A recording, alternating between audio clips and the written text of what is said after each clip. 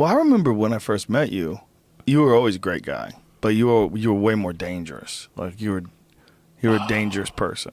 Like you could do some ridiculous shit.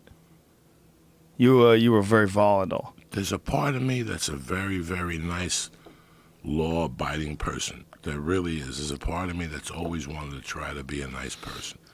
But there's a part of me that does not comprehend a part of human behavior.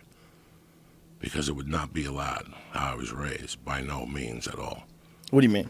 Just stupid human behavior that I see every day now. It would not be acceptable in how I was raised or how the people I grew up with were. So when I look at that on behavior, my head explodes. I really can't handle it. And I got a beating when I was 19. That was such a great beating. It was worse than the one that Bernard Hopkins put on Felix Trinidad. And that's the day I made my decision. My hand-to-hand combat days are over. Like, I don't need this shit in my world.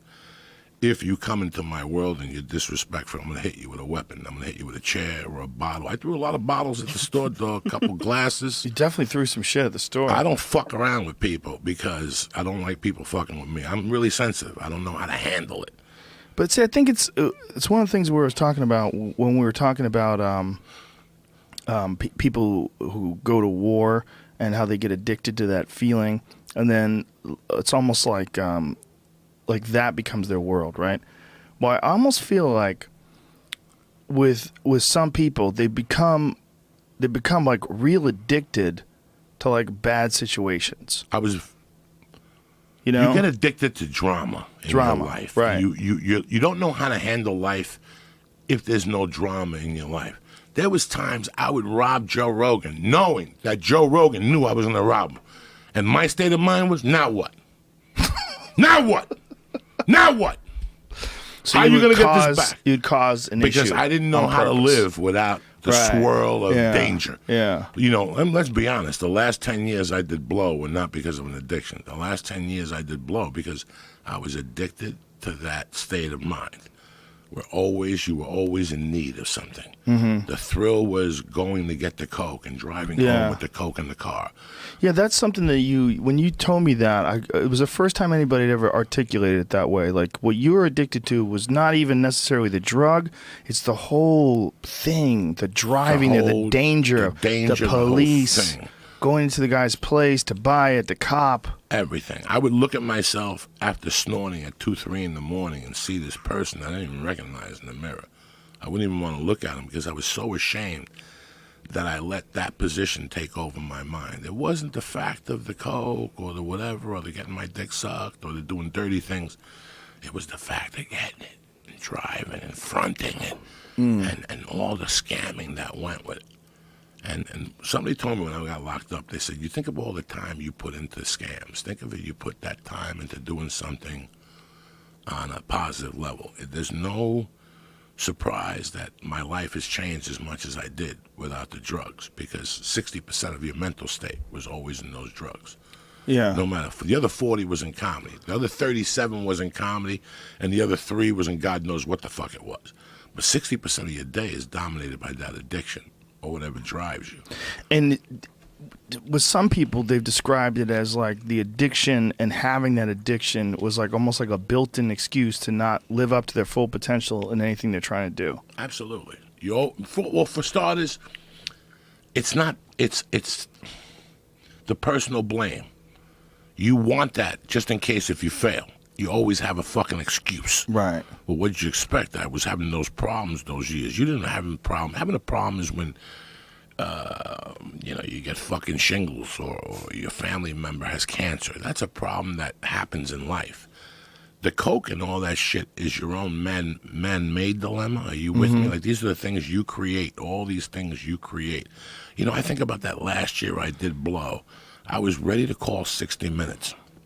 Like, I think of this state of mind right now. Like, I had already a pitch for 60 Minutes to explain to them that I had found the cure for cocaine. That if you do heroin on Mondays, just a little bit, you will not snort the rest of the week. Like, I was really going to pitch 60 Minutes. I was going to get an agent and go to CBS and go, listen, I got a groundbreaking idea. There's no reason for rehabs. We'll get that white powder you motherfuckers are going to war for. And we'll get that little white poppy seed. We'll make it into some pill. and we'll get people high on Monday because the rest of the week I didn't want to get high. How crazy is that? So I was doing heroin on a Monday, and it wouldn't let me do coke the rest of the week. I look forward to Mondays. Fuck CSI Miami. Why only Monday? I don't know. I have no fucking idea. That was just the You day gotta start the week off right. Yeah, that was just. And this is snorting it. Yeah, snorting it. 2 little lines of heroin just to get me out. And what does it do? Like, what's the feeling? Tell me what it feels like when it hits you. Oh, it takes a couple minutes to hit you, and you feel this weird thing, and then you feel like your blood pressure going up, and you feel like this euphoric warmth. You feel like this fucking warmth. I felt like my body. You ever take a wet shit? It's warm, and you can see if you shit outside, steam's gonna come out of it. Right. That's what your body feels like, that warmth. And then I would get an urge to puke. For a couple minutes, I would gag and puke. A little bit would come out of yellow. And then after I puked a little bit, I would just go into this state of fucking momo-ness for 4 hours. It was like smoking indicas all day. And Momo-ness. like just sitting there smoking cigarettes, looking out a window. And I'd make believe I was writing John Lennon-type lyrics to jokes until I looked at them the next day, this brilliance about a refrigerator. Like, I remember writing a bit about a refrigerator once and looking at it the next day and say, thank God I never tried. You know what I'm saying? Like, little things, like just... Well, that was Hedberg's drug of choice. And his jokes, man, I mean, I think he's probably the best non-sequitur joke guy ever. Because all his jokes are unrelated. It's like, here's a non sequitur. Here's some other things I was thinking about. Here's something I thought. Here's something I saw. And it was like, I was listening to it the other day. It's like, half of his jokes were only funny because he was saying them. You know, but they were hilarious. Like, he had a way of doing it that was kind of like heroin comedy. You know? Would Like- you be messed up during the week? Or no? Who? You. It'd take me a day to recover on Tuesdays. I'd be out. I didn't say nothing to nobody. I was doing the heroin. And I wasn't doing coke. So I was really fucking...